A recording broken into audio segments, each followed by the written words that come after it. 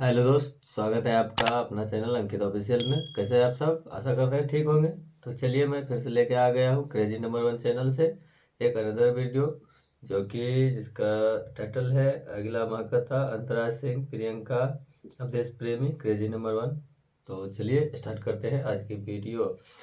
चलिए, वीडियो का original link आपको डिस्क्रिप्शन मिल जाएगा, तो वहाँ से चेकआउट कर लेना। और अभी तक मेरा चैनल को सब्सक्राइब नहीं किए हैं तो सब्सक्राइब करके बेल आइकन दबा लें, क्योंकि आने वाला वीडियो का आपको सबसे पहले नोटिफिकेशन मिल जाए। चलिए स्टार्ट करते हैं आज की वीडियो।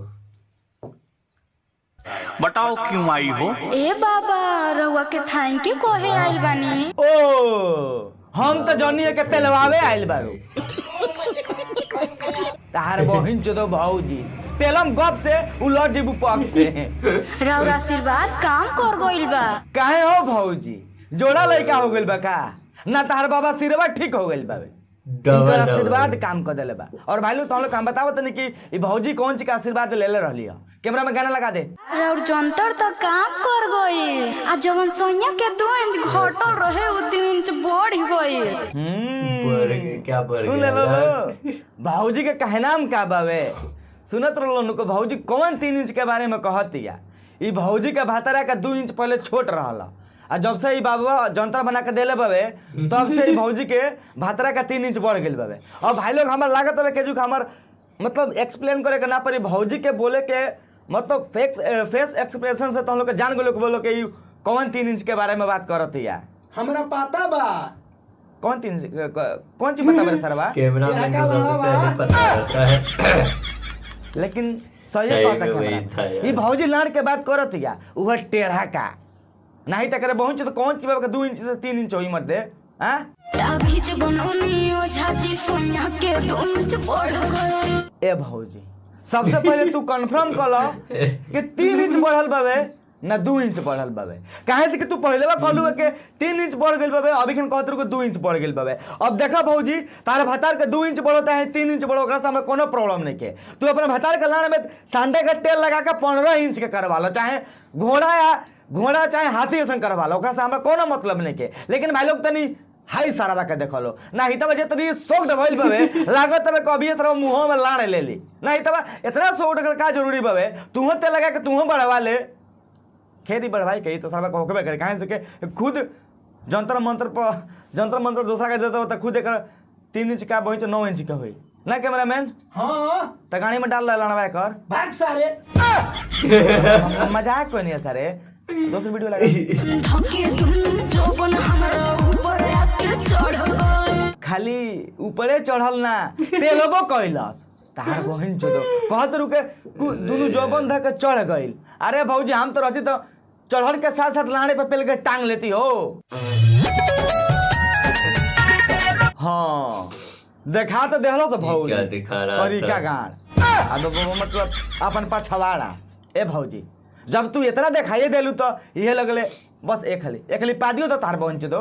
अगर पदवास ना लगल तो हक दो का गाना देखावत तारू। ए भाई लो बस और एगो चीज देखल बाकी बावे। ए भौजी उहो देखा दो। हाँ हम तो सारा भुलाइए गए रहनी हो कि हम भोजपुरी गाना देखतनी, हम तो नहीं के साउथ के गाना हवे। लेकिन जब हम हाई सीन देखनी हनु तो हमें पता चल गई हवे कि हो न हो सारा भोजपुरी गाना हवे। कहीं से पहले देखो लो जब भी भोजपुरी एल्बम में जब भी कैमरा वाइड एंगल से लिया या सारा स्ट्रेट एंगल से लिया या कोने एंगल से लिया सबसे पहले गाने के सीन लेवल मैंडेटरी हवे, आ दूसरा में डांड के सीन लेवल जला, आ तीसरा में करीब पहुंच तो अगर चुच्ची के सीन अब मतलब हेडलाइट के सीन ना लियल तो भोजपुरी गाना कंप्लीट ना हुई। तो तुम लोग को समझ गए लोग बोलो हमर कहने का मतलब पहुंची बा ना एकदम भौजी झकझोर करा के दिलबे लागत एक पहुंच तो दोनों हेडलाइट बा नीचे अब समझ चलो यार डगराए लागी।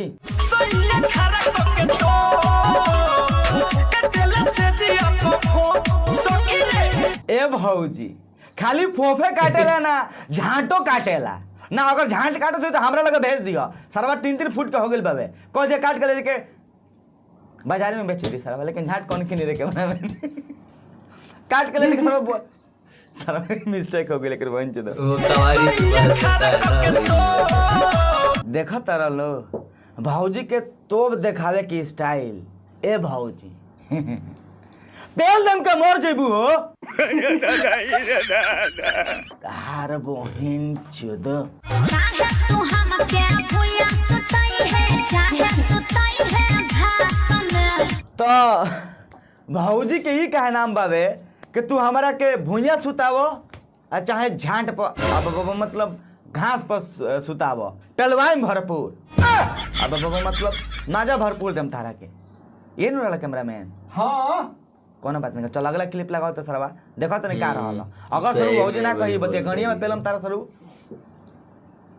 कुछ ना कुछ होइए जे सरू दांत लगे चाहे हक देबो बुझाइल दोसर क्लिप लगा चाहे तू ले जाई है बांस में आ जाई है 1250 में। अब देखो लो भाई लोग भौजी के मन बावे आ भैया के मन बावे अरे उहे टापा टप करे खातिर तो भौजी के भैया बांस में लेके जा चाहे घास में लेके जा ओकरा से हमरा कोनो प्रॉब्लम नहीं के कोनो दिक्कत नहीं के लेकिन हाई कौन सरवा डांस के स्टेप हरे सरवा कोनो भी देखी तो ये कही कि भौजी के कछिया खोल के कोनो ओकरा में खेखड़ा छोड़ देले बा ओही से भौजी इतना छपिटातिया लहे लहे बलम जी लहे लहे ओहो लाहे लाहे ए भौजी लाहे लाहे कौन चीज करे तनी डिटेल्स में बताओ लहे लहे रजा जी लहे लहे।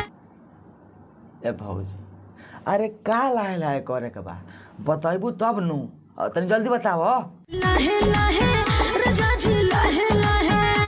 अरे तोरी बोहनी का बुरी में खरबूजा पेलो भौजी तू बताइबे के ना रे का लाहे लाहे करे के बा पेले के बा अरे सरवा तू तो खाली पेलो ही के नासा में रहेले सार तो नहीं लेकिन ठीक है कैमरा में मजा आ गया दरिया में जहाज नियन गोड़िया में कौन करो भौजी तनी फिर से कहबू दरिया में अच्छा दरिया में हम तो जाने के गोड़िया में चल आगे कौन कहत आगे बोलो तो दरिया में जहाज नियन डूब जाई बया बाबू पतो न चली।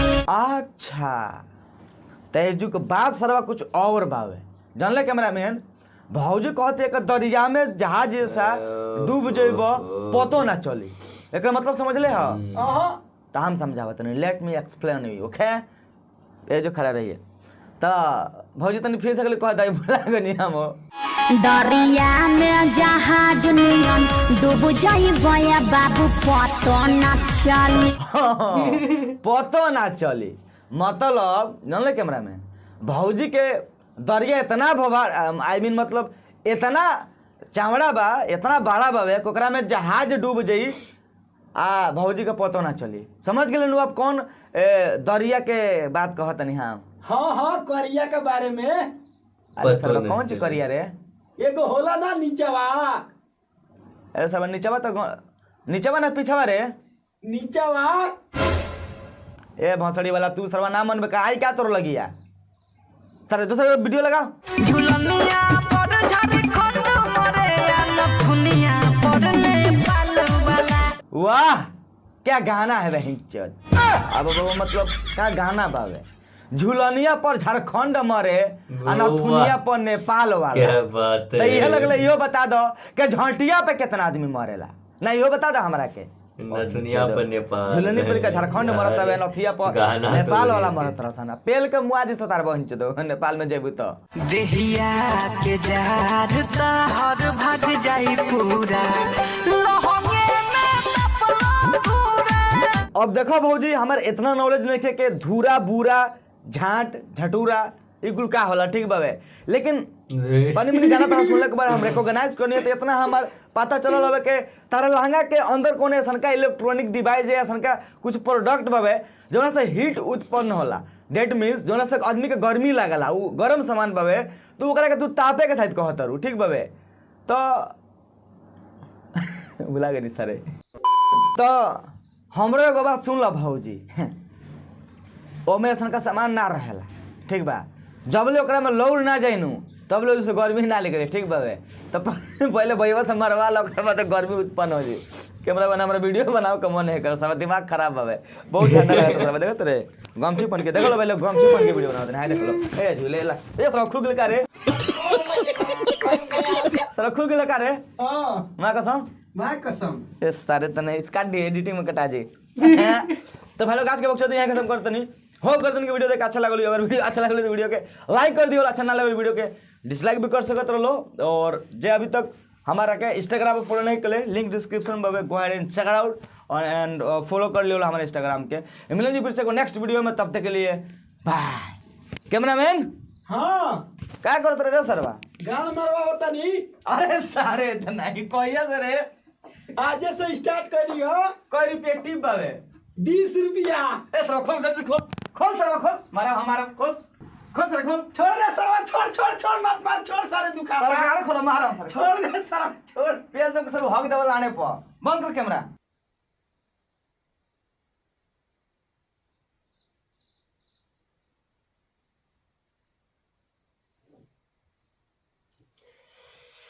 हेलो दोस्त, वीडियो तो बहुत फनी था, जो भी था अच्छा था। गाना जो जैसा भी भोजपुरी में बनता है उसके अकॉर्डिंग तो जो भी बोलता है क्रेजी नंबर वो सही ही बोलता है।